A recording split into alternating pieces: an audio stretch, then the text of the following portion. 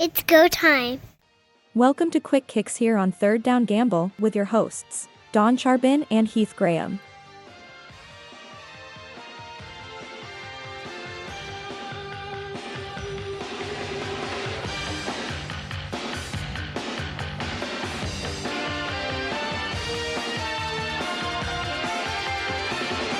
Welcome back, everyone. Don Charbin here with Heath Graham. Heath, we've got a new commissioner. It's funny, we just talked about it a couple episodes ago, wondering if they would try to do this or bother before training camp, and there it is. We have one now that's going to be in place for everything. And Stewart Johnston, who was the former president of TSN, has been tagged as the 15th commissioner of this Canadian Football League. Randy Ambrosie's tenure comes to an end on April the 24th when Stu Johnston will assume that role. And as we kind of discussed, he's somebody that doesn't have a former player background, but he is very familiar with the CFL. I think this is a great hire because we know the broadcast contract is going to be up for renegotiation in 2026. It's a big topic and an important one for the future of the CFL. From everything I've heard from his former employees, friends of the show, Dave Naylor, James Duthie, speak very highly of Stu and their years of working together, and a very knowledgeable man. And I think he will bring a great new energy to that role as the CFL commissioner. He will. The tenor of the commissionership is going to change quite a bit. Randy Ambrosie was kind of a keep your cards close to your chest type of guy. I don't know if Stewart Johnston will be, but he will be a type of guy that I think is going to be liked by a lot of people. He's going to maybe a throwback to Mark Cohan, who was really liked by a lot of people. And if he can come anywhere near what Cohan did, then I think he's on his way to having a great career with the CFL.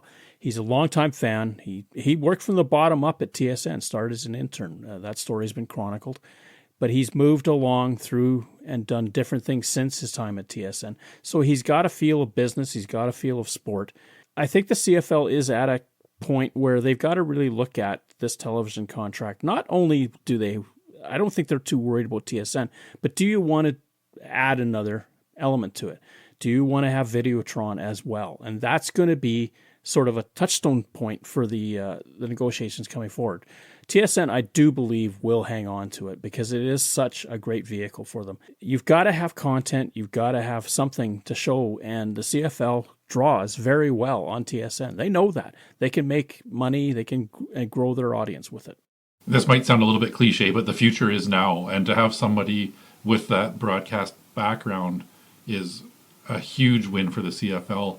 You mentioned the future television contract, but another thing to consider, when the last contract was negotiated, live streaming of sporting events wasn't really that much of a thing. It was in its infancy.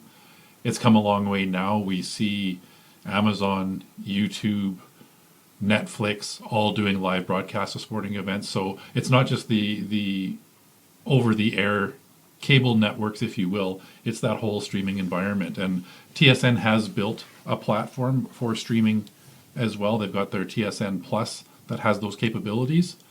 That's got to be part of the negotiation deal as well. And is there another dance partner that's going to want a piece of that streaming revenue? I think there will be, and I think there already is. Amazon especially, I trust, is going to be one of the players that is going to go to whoever wins the television contract, or maybe wants a piece of that television contract and says, look, we are in this. We want to do something. Because they're looking for Canadian content as well. They've got to live with CRTC rules. They've got to have much more of their content coming from Canada. The CFL is a fantastic vehicle, again, to do that. So simple, so easy.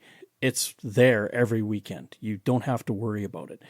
The other, maybe the Netflixes of the world might look at this too. Apple TV, they could look at it as well. Of course, Apple TV has baseball. Netflix doesn't have anything in the way of sport that I remember, but it's possible they could try to get into this as well. It's a huge, huge, huge market that's sitting out there. The CFL is growing. It's on the upswing. CBS realized that and started broadcasting games. CTV, Bell's other entity, certainly saw that as well and brought back Saturday afternoon football. And who better to steer the league through this new world than somebody that has decades of experience in sports media and in really the preeminent sports media corporation in Canada. I know Rogers Sportsnet puts a lot of money into it as well. TSN was in first, and they've got that reputation and that legacy that they've built.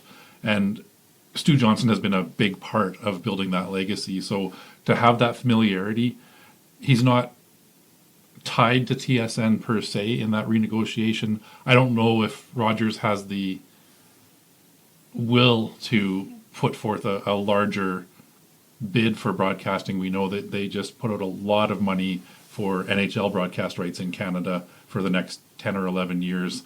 TSN might be the big player as far as that cable package, but there are a lot of other elements at play.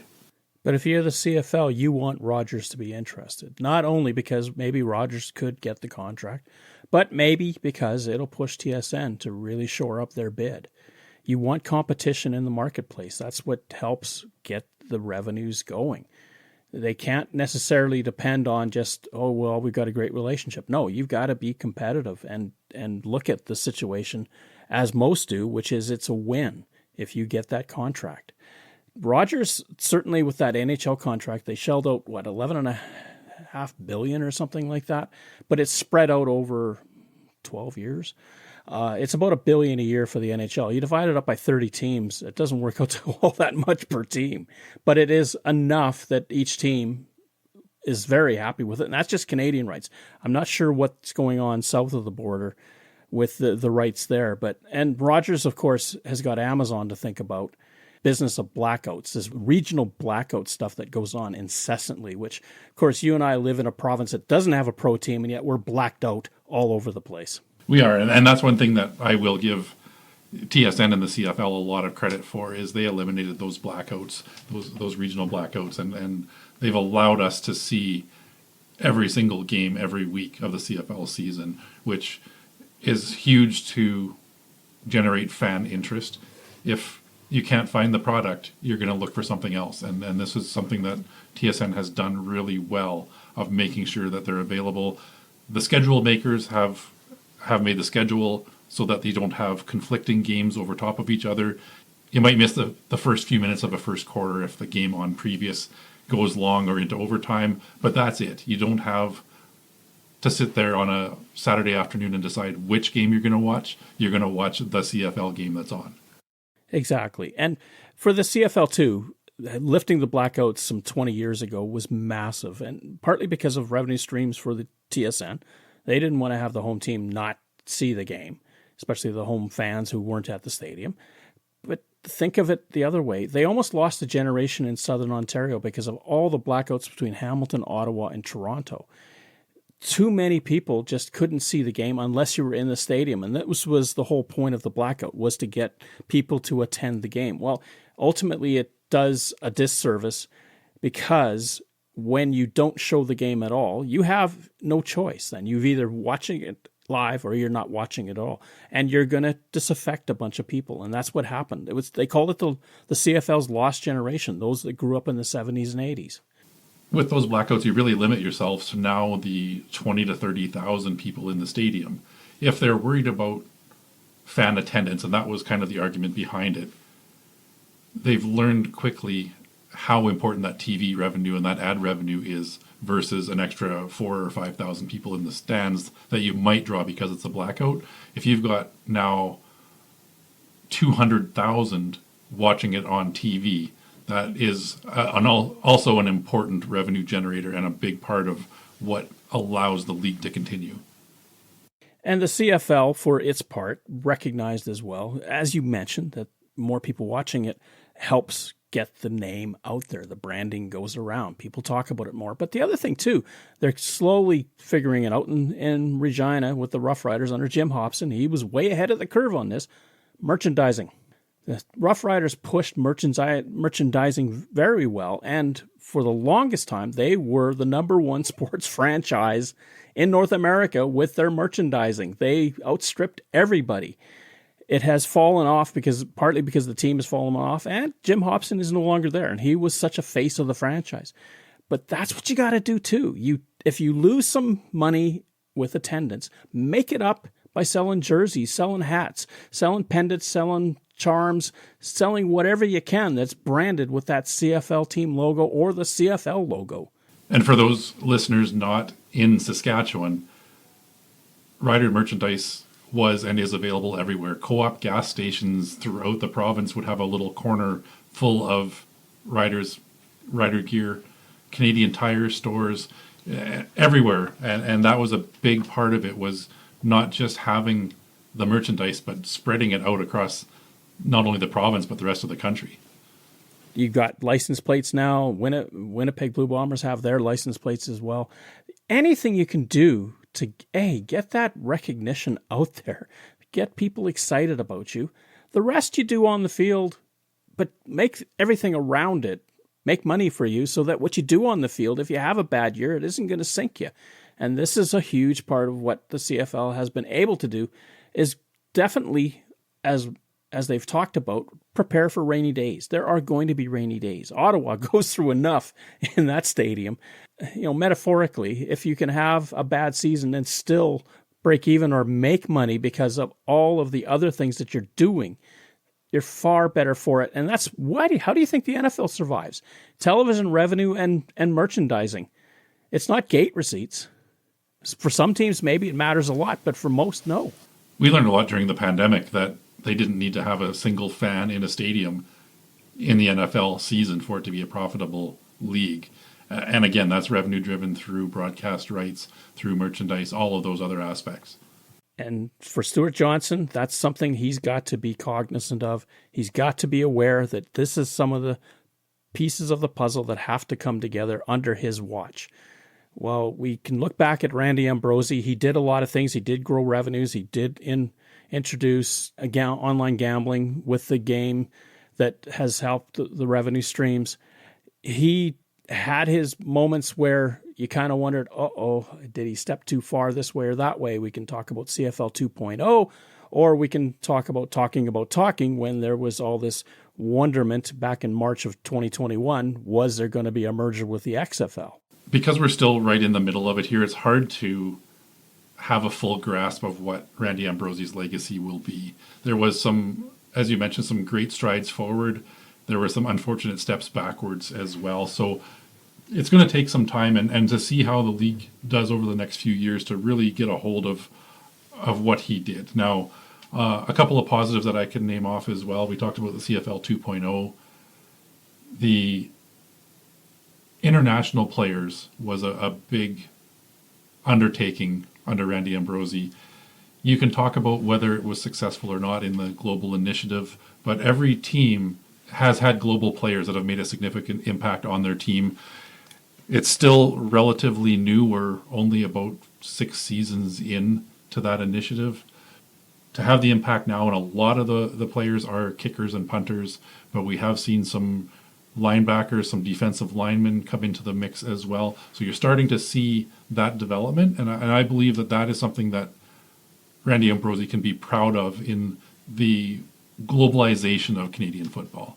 We said at the time that it's going to be a generational type of thing, that you're not going to see much in the way of talent making it onto the regular roster right away. But give it a generation. Let these people that learn about this grow up and develop into football players. Then you're going to see the changes coming. The other thing that I'll give him huge kudos for, he found 3 really strong owners for this league. Larry Thompson in Edmonton, Omar Doman in British Columbia, and of course, Pierre-Carl Pelledeau in Montreal. Now, remember, the Alouettes were being owned by the CFL for most of 2019, 2020, and 2021. Pelledeau comes in, wants to be an owner.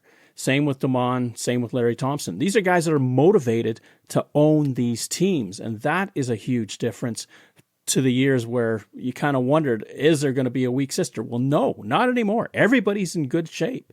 And to that end, I give Ambrosie a lot of credit. All 9 are doing well.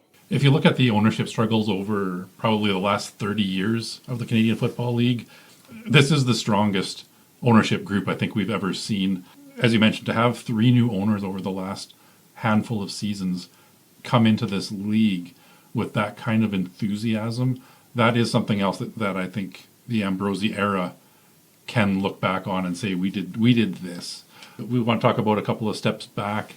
The Genius Sports stats package looks like it's on its way now, but the communication and the rollout of that was pretty disastrous for a season, and it's taken them some time to get everything in order and to have people kind of forget about how bad that launch was. Well, Genius Sports, and bless them for hanging in there, but they really did not understand the Canadian football game when they got involved.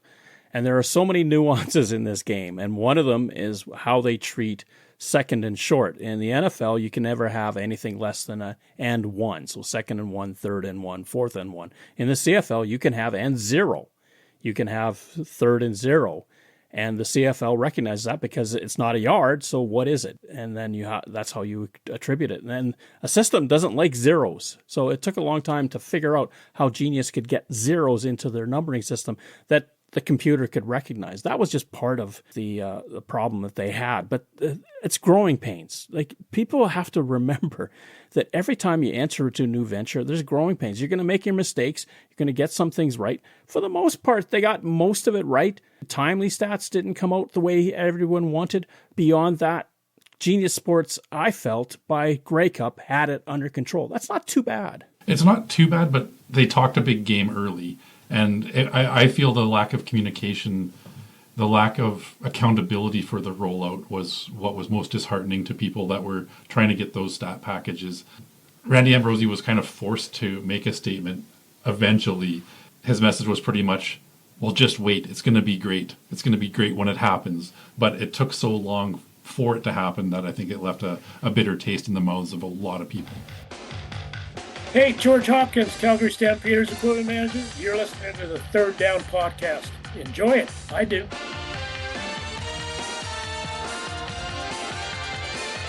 We've been reading a little bit about CFL teams giving back to their communities, and one of the things that we had seen from a couple weeks ago coming out of Winnipeg was that the Blue Bombers had donated almost $1 million to minor football in that province. Well, the BC Lions, we've learned now, have donated $500,000 to football in their province. They are putting back, they're giving back to the communities that are supporting them. I think that's fantastic.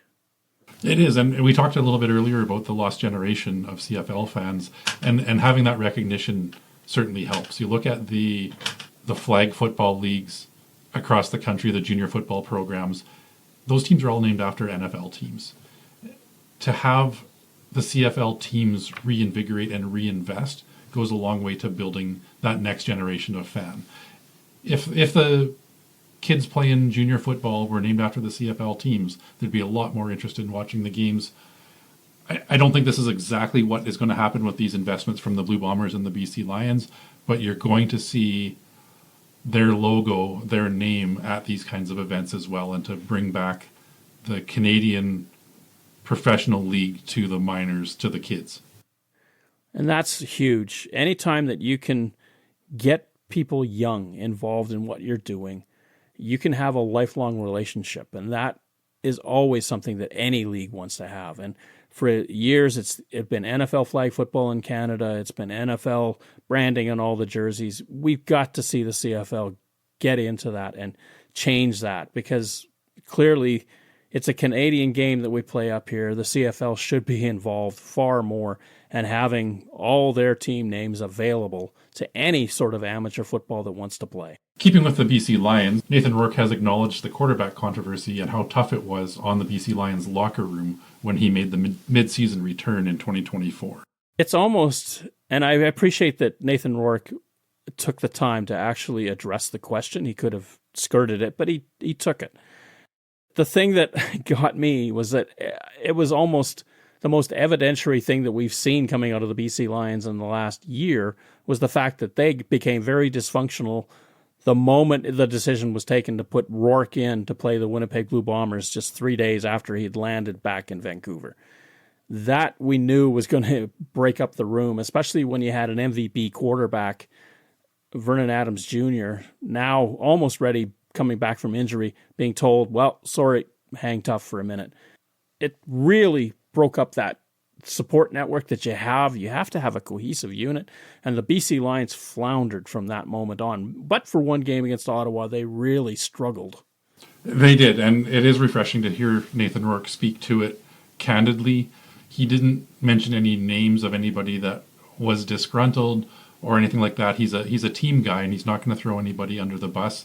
But for him to acknowledge that, hey, this was a divided locker room. He's now the number one guy. Vernon Adams has been shipped off to the Calgary Stampeders. We know it's now Nathan Rourke's team. Unquestionably, I expect to see more cohesion from the Lions in 2025.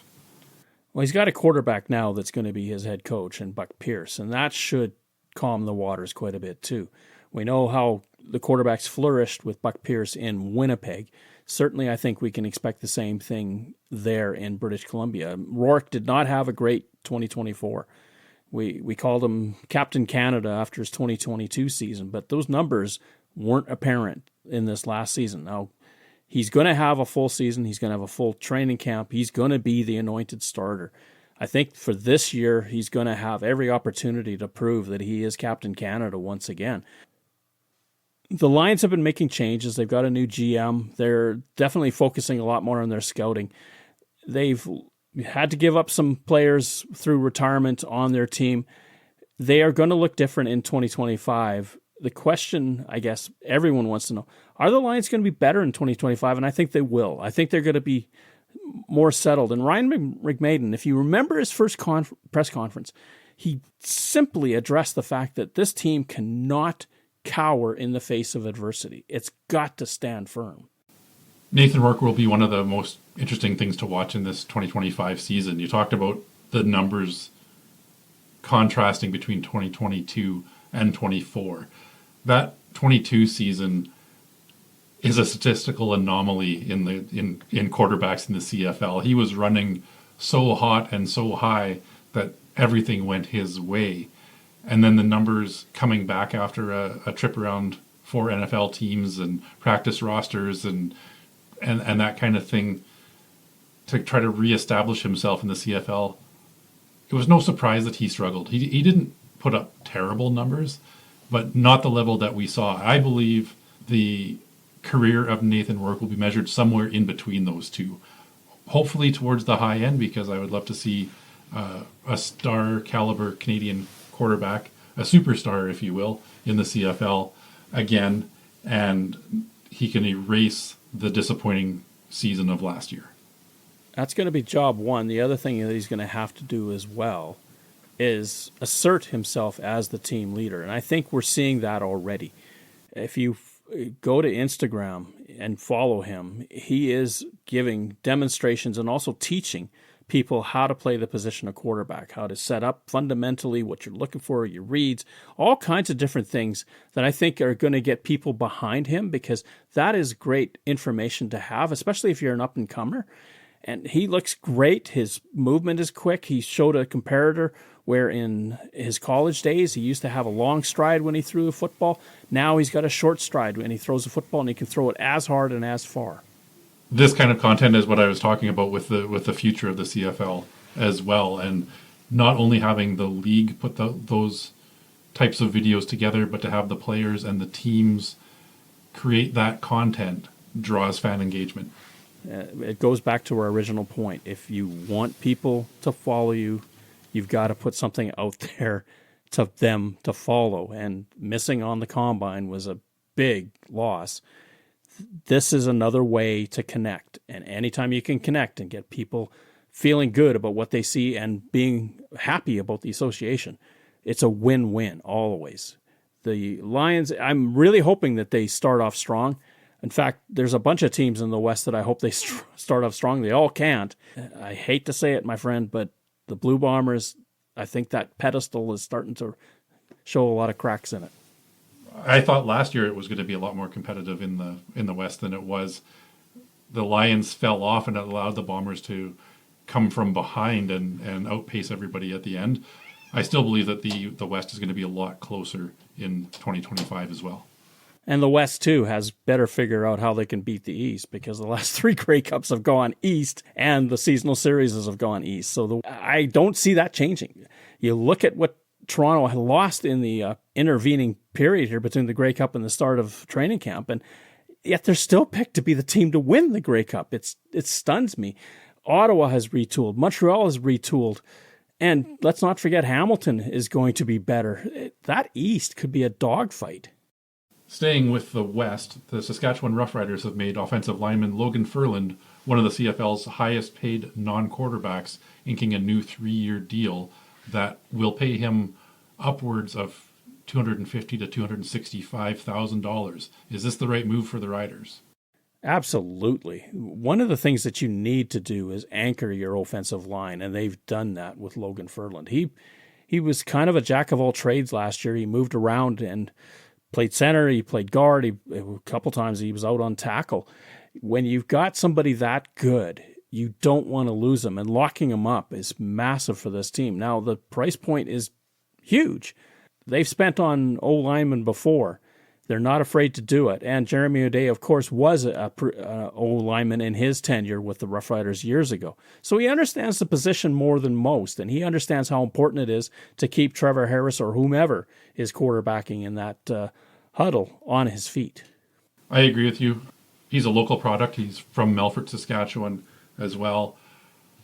He was maybe not the best offensive lineman at any particular position last year, but he was good at all of them. And that, to me, was why I would have voted for him for the outstanding offensive lineman. I know we had a little bit of a disagreement on the finalists in this one, but I believe what he did throughout the season when the Riders were riddled with injury on that line, to be able to move around and play every position successfully was a huge part of it. They're going to have Jamarcus Hardrick back healthy this year as well, returning from injury. To have those two on the offensive line and some other great players that they've brought in and developed as well, this is a big move to have that Canadian offensive lineman, and he deserves to be one of the top paid in the league. The Rough Riders went through a dozen different starting assignments on that offensive line last year, and a lot of those guys excelled. Jeremy O'Day kind of quipped, everyone thinks it's great when you've got a bevy of riches and you have to let somebody go. Well, yeah, you've got to let somebody good go. And that was always hard. Peter Godber is now no longer a Rough Rider of the center from last year. Those are types of tough decisions you have to take, but it never gets easy. Third down.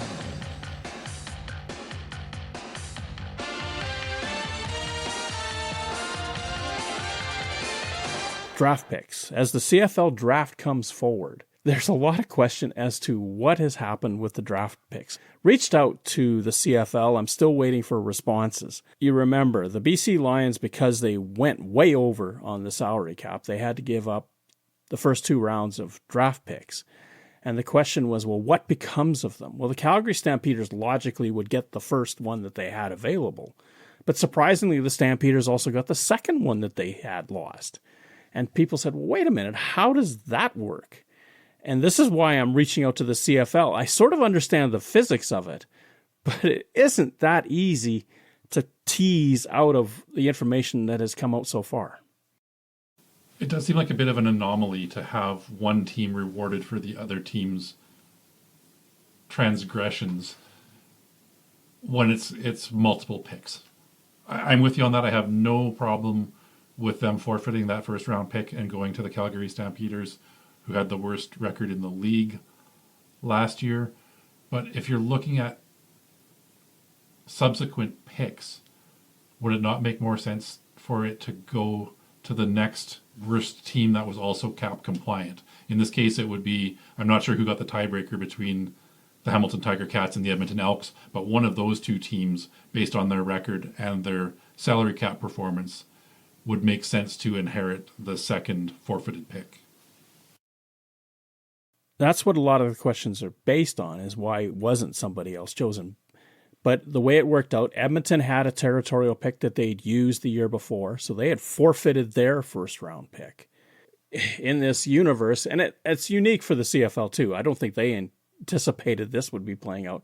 The Stampeders would get that pick, then it would fall to Edmonton, but Edmonton had already forfeited that pick. And because one pick was gone from the first round, you could have gone to number 3 overall, I guess. But the way the rules are set out is that it's the team with the lowest record gets the shot at every time this happens. I guess it's a big win for the Calgary Stampeders. They are a team that is in rebuild mode, whether Dave Dickinson wants to admit that or not. I believe that they are in a rebuild mode. So to have extra picks coming their way is a big windfall. The Stamps will get 3 picks in the first 17 overall.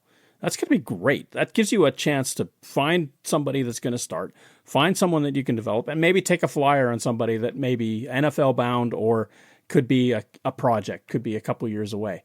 The BC Lions don't pick until the second round, but they also got a pick back, and this has not been played up enough. They and the Winnipeg Blue Bombers, they got a draft pick as being the top 2 teams with most national snaps. Winnipeg picking just before BC late in the second round. It's a reverse. It's the same 2 teams as last year, but in reverse order. Last year, the BC Lions got the first extra pick for having the most Canadian snaps, and this year, the Winnipeg Blue Bombers supplanted them. You look at those rosters, and the Bombers were often running 9 Canadian starters out, sometimes as high as 10. The BC Lions were right behind them with 8 or 9 constantly as well. I love the way this is set up to reward teams for having more Canadian players on the field. It was maybe a little bit easier for the BC Lions to not lose any sleep over going over the salary cap, knowing they had this in their back pocket and it was coming their way as well. And to remind everybody, the fact that the BC Lions and 3 other teams went over the salary cap means they will not get that money from the CFL. It doesn't mean that the CFL just keeps the money and pockets it and goes off to try for 2026. No, that money is still coming to the teams. It just is now evenly distributed among the 5 teams that did not exceed the salary cap. We have talked at length about a couple of Canadian quarterbacks that are going to be in the mix.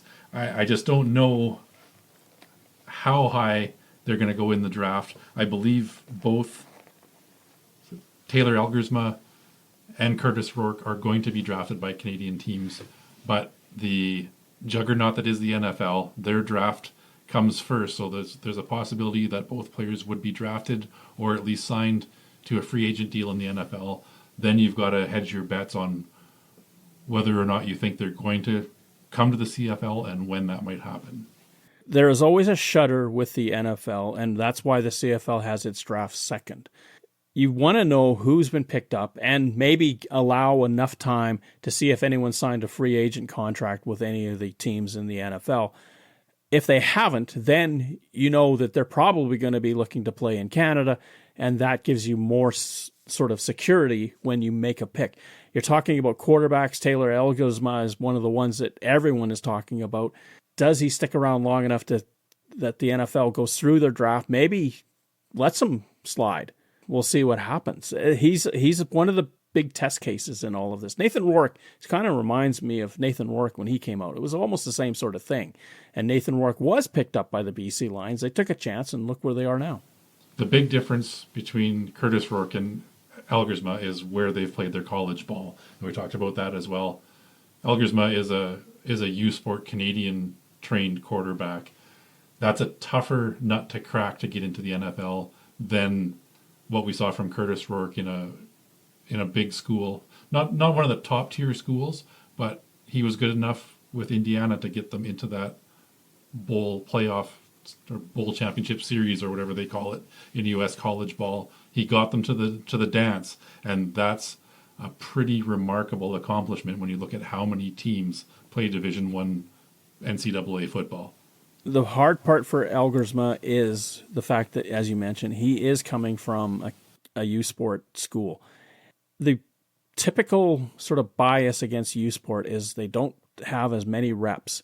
So essentially, there are no spring camps to speak of. And when you do have practices, they're shorter than what the NCAA does in the United States. And that's always going to be a knock. That's the basis of claim when it comes to why the U Sport athletes, typically you won't see them drafted in the first round because they just don't think they've had enough reps to show what they show. There's been some slight changes to the CFL training camp roster rules, which could mean less opportunity for Canadian players. In the past, they have been able to keep players from their draft year or from the previous draft year that don't necessarily make the roster. They don't count in that training camp roster, allowing them to stick around a little bit longer before final cutdowns. the current year draftees are still eligible, but we're losing that previous year. Does that have an impact on Canadian players in the league? I think it does, because you need some development. I don't care if you're an NCAA rookie or a U Sport rookie. You need development. You got to have to learn the pro game, and you need extra time. And the fact that these guys now are going to be counted in the overall cut down numbers that they have to get to does limit a little bit more. You have to stand out just that much more to stay. It's being pushed by the CFLPA. This is interesting. It's not the league that's wanting this. It's the CFLPA, and there's a reason that they want it. The CFLPA is trying to basically enforce what the rules are when it comes to training camp. And essentially, they want the veterans to have a better shot at making it. If you think about it, draft picks aren't totally part of the CFLPA just yet. There are guys that are coming to take jobs. And think about the veterans who are already there paying their dues. Now they're getting shut out because of maybe what the CFLPA sees as an unfair advantage for draft picks to be non-counters in the final cut down. We just finished talking about the importance of Canadian players and how teams are rewarded for having more Canadians on the roster. This is a little bit of a step back because, as you mentioned, sometimes the draft pick isn't going to jump into a starting lineup right away. There's some development there. The previous system allowed some of those drafted players to return to university for another year of development and still be property of the team that drafted them, and they allow them to attend a second camp. That can be a huge step in the development of a player, and I think it's a disservice to the young Canadian players in this league to have it change. You explained it well about the veteran players trying to protect themselves and to protect their job. It makes sense from that perspective, but as a fan of Canadians in the Canadian Football League, I'd like to see the possibility of having more spots available for those young players to develop. It's in the letter of the law in the CFLPA and the agreement that they have with the CFL in the player's contract.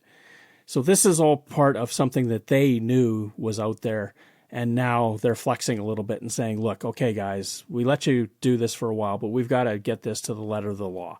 I'm not blaming the CFLPA for this. This is their responsibility, is to protect the players that are in the league, and they have to make sure that any agreements they sign with the CFL have to be followed. They don't want to sign something and then have it reinterpreted and not worry about it.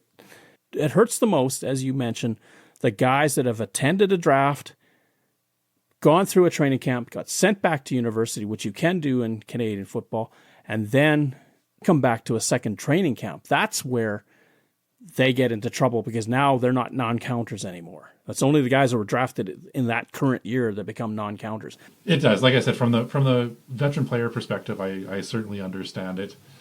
We'll see what happens with some of those draft picks that maybe lose that opportunity of the second camp. On 3 Down Nation, they put out some numbers, and of 72 players that were selected in the 2023 draft, 31 went back to school before re-signing with their team for 2024 in some capacity. 43%, if you want to do the math. Of those, 10 made the roster on their second go-round and saw playing time. Your odds go up if you get that extra experience. That's what they're saying. That's a significant number to have 10 returnees make a roster. It shows that extra year of development was important, and they have become now active players on a CFL roster. I'm not a big fan of it. I'd rather have these guys get their exemption. It's going to force GMs and coaches to take harder decisions when it comes to cut down day. How do you want to? You want to take a chance on futures, or do you want to take a chance on what you got and who's had experience?